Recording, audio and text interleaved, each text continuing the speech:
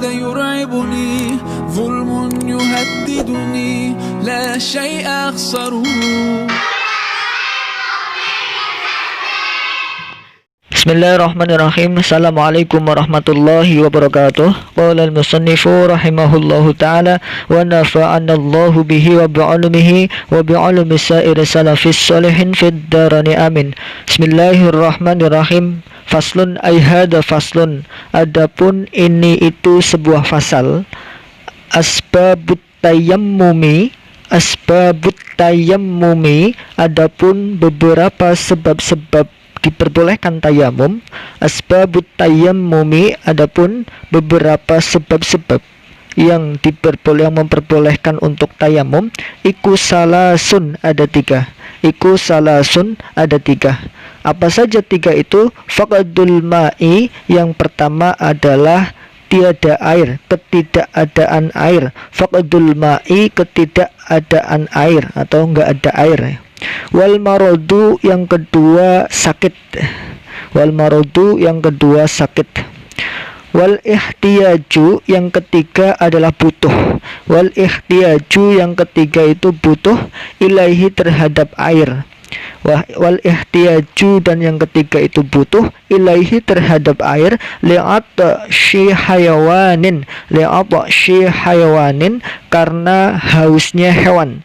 Li'atshi hayawanin, karena hausnya hewan. Yang ketiga ada air, tapi air itu dibutuhkan untuk hewan yang haus, berarti untuk minum ya. Tapi hewan yang bagaimana? Sifatnya hayawanin muhtaromin, yang dimuliakan. Hewan-hewan yang dimuliakan. Nanti ada hewan yang tidak dimuliakan. Seperti apa di setelahnya ini? Ghairul muhtaromi. Ghairul muhtaromi, adapun hewan yang tidak dimuliakan atau sesuatu yang tidak dimuliakan. Iku sitatun, ada 6. Jadi kalau ada 6 ini, nanti walaupun ada air sedikit dan yang 6 ini haus, kita boleh untuk wudhu, tidak usah memberi minum kepada 6 ghairul muhtaram ini. Ghairul muhtarami, adapun hewan yang tidak dimuliakan. Iku sitatun, ada 6 macam. Yang pertama apa? Tarikus sholati. Yang pertama orang yang meninggalkan sholat. Orang yang meninggalkan sholat dikatakan sebagai ghairul muhtaram, tidak dimuliakan oleh agama. Tarikus sholati, yang pertama orang yang meninggalkan sholat. Wazani, yang kedua orang yang berzina. Sifatnya zani, al-muhsanu, yang muhson atau yang mempunyai ikatan pernikahan. Kalau zina yang ghairul muhson, mereka belum mempunyai ikatan pernikahan, maka mereka masih termasuk dimuliakan. Tapi kalau orang yang mempunyai ikatan pernikahan tapi melakukan berzinaan, dinamakan zina yang muhson, dia tidak dimuliakan. Bahkan hukumannya ini berat. Wazani, yang kedua dari orang yang tidak dimuliakan, iku azani. Wazani, dan yang kedua orang yang berzina, sifatnya zani, al-muhsanu, yang dikategorikan muhson. Wal murtadu, yang ketiga orang yang murtad. Orang murtad ini juga tidak dimuliakan. Wal kafiru, yang keempat adalah orang kafir. Tapi kafir yang bagaimana? Sifatnya kafir al-harbiyu. Al-harbiyu, yang memusuhi atau yang memerangi orang Islam. Kalau kafir yang berdamai atau kafir dhimmi itu masih mulia ya, masih dianggap mulia, tidak boleh disakiti. Tapi kalau orang yang kafir, yang harbi, yang menentang atau memusuhi orang Islam, maka itu tidak dimuliakan ya, tidak dimuliakan. Wal kafiru, yang keempat adalah orang kafir, sifatnya kafir al-harbiyu, yang menentang atau melawan, memusuhi orang Islam. Wal kalbu, yang ketiga adalah anjing. Sifatnya anjing al-akuru, yang galak atau yang ganas, yang buas. Kalau anjing yang lulut atau anjing yang jinak itu masih dimuliakan. Tapi ini anjing yang galak, yang ganas, ini sudah tidak dimuliakan. Wal kalbu, yang kelima adalah anjing. Sifatnya kalbu al-akuru, yang galak atau yang buas. Wal hinjiru yang keenam, yang terakhir yang tidak dimuliakan adalah babi atau celeng ya. Celeng ini baik buas atau jinak ini semuanya tidak dimuliakan. Wal hinjiru yang keenam, yang terakhir adalah celeng atau babi baik jinak atau galak ini tetap tidak dimuliakan. Nah, enam sesuatu, 6 orang atau 6 hewan ini yang tidak dimuliakan.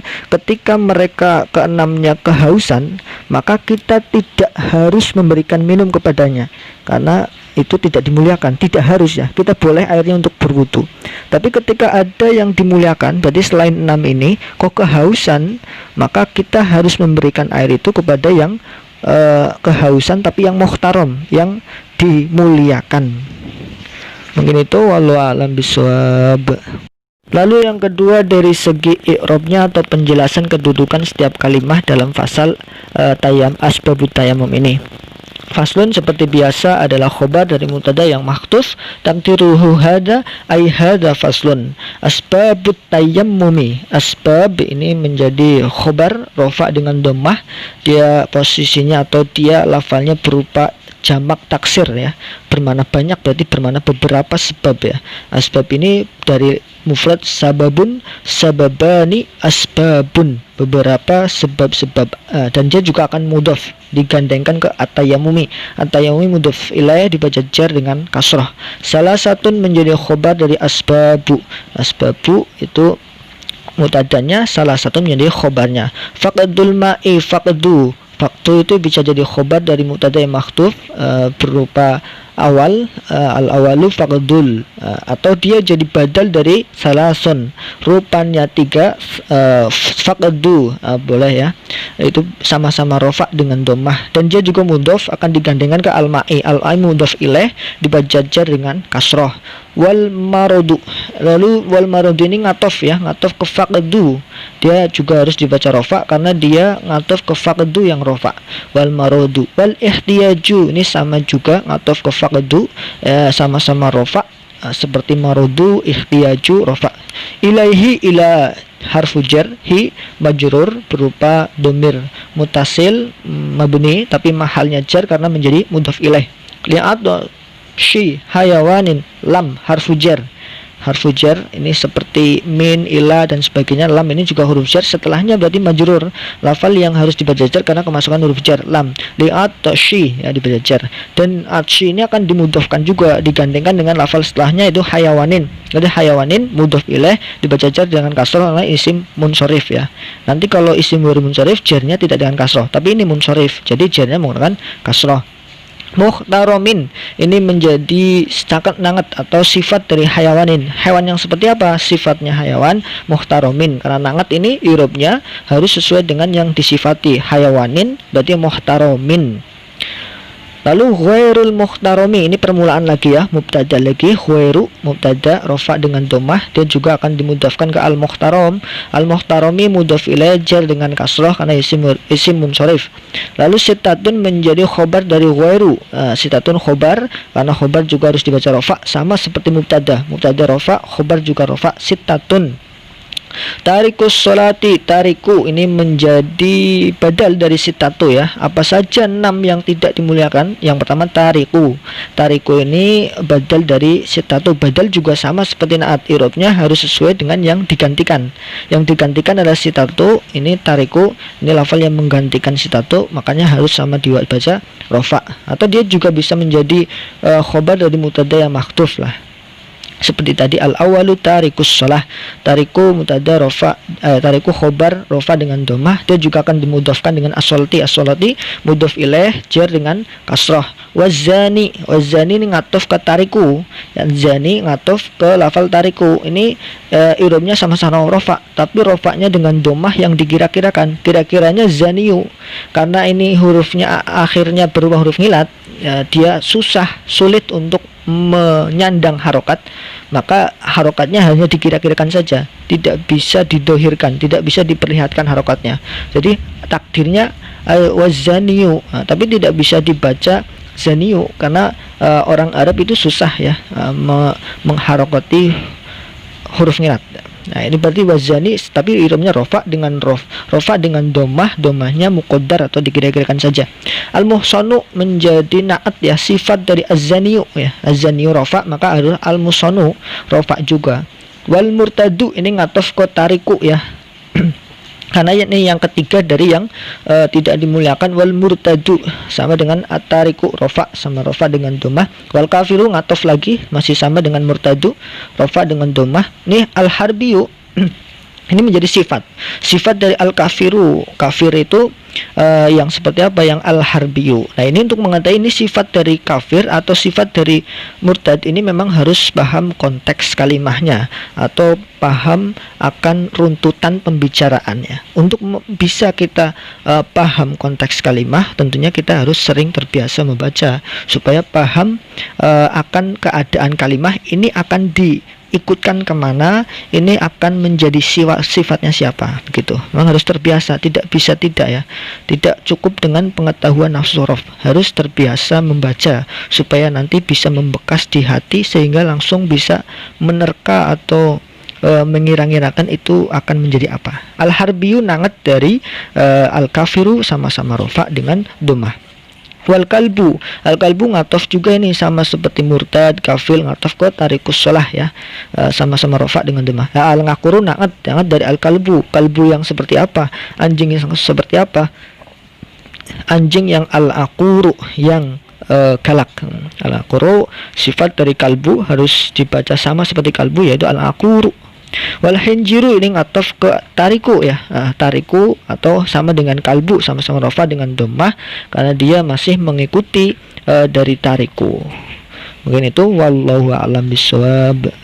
Lalu yang ketiga dari segi penjelasan fasal sebab-sebab tayamum ini. Fasal ini menjelaskan tentang sebab-sebab diperbolehkan kita untuk bertayamum. Nah, tayamum ini sebenarnya alat atau cara bersuci yang sifatnya darurat, atau dia bukan alat bersuci utama ya. Alat bersuci utama ya wudhu dengan air, yaitu yang utama.